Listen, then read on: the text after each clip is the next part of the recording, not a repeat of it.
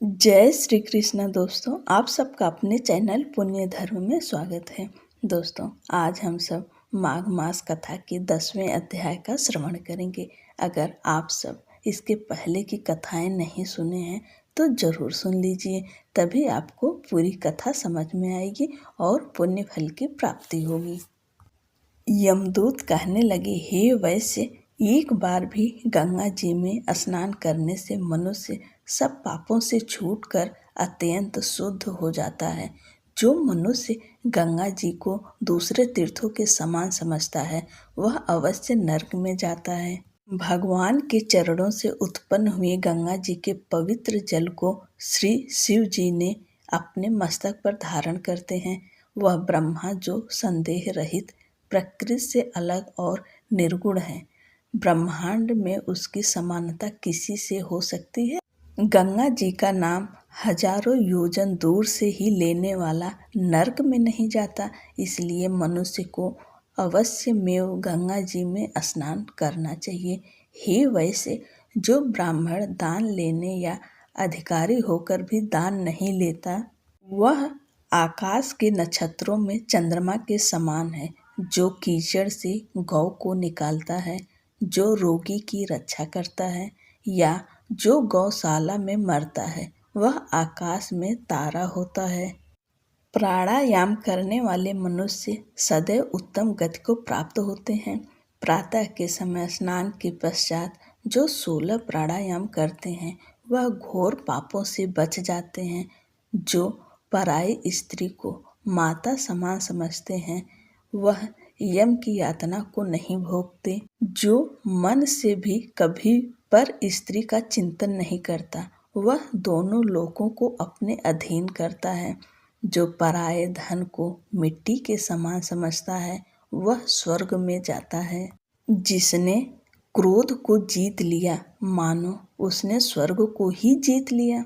जो माता पिता की सेवा देवता तुल्य करता है वह यम द्वार नहीं देखता, और जो गुरु की सेवा करते हैं वह ब्रह्मालोक को प्राप्त होते हैं। सील की रक्षा करने वाली स्त्री धन्य है।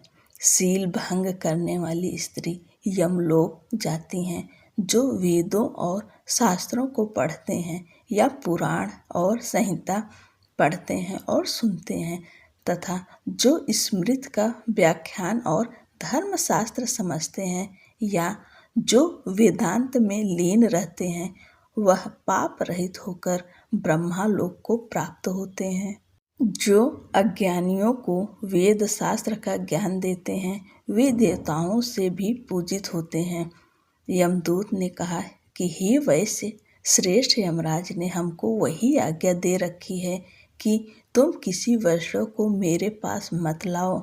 हे वैश्य, पापी लोगों को इस संसार रूपी नरक को पार करने के लिए भगवान की भक्ति के सिवाय दूसरा और कोई उपाय नहीं है। भगवान की भक्ति न करने वाले मनुष्य को चांडाल के समान समझना चाहिए। भगवान के भक्त अपने माता पिता दोनों के कुलों को तार देते हैं और उनको नरक में नहीं रहने देते। और जो मनुष्य वैष्णव का भोजन करते हैं वे भी भगवान की कृपा से श्रेष्ठ गति को प्राप्त होते हैं। बुद्धिमान को सदैव वैष्णव का अन्न खाना चाहिए, इससे बुद्धि पवित्र होकर मनुष्य पाप नहीं करता।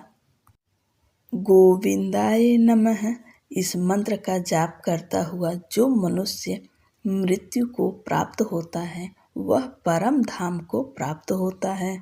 इसमें कोई संदेह नहीं है। जो ओम नमो भगवते वासुदेवाय नमः इस मंत्र का या ओम नमो नारायणाय नमः अष्टाक्षर मंत्र का जाप करता है उसकी ब्रह्मा हत्या इत्यादि बड़े पाप नष्ट हो जाते हैं। राधे राधे दोस्तों, अब आगे की कथा आगे की वीडियो में हम लाएंगे।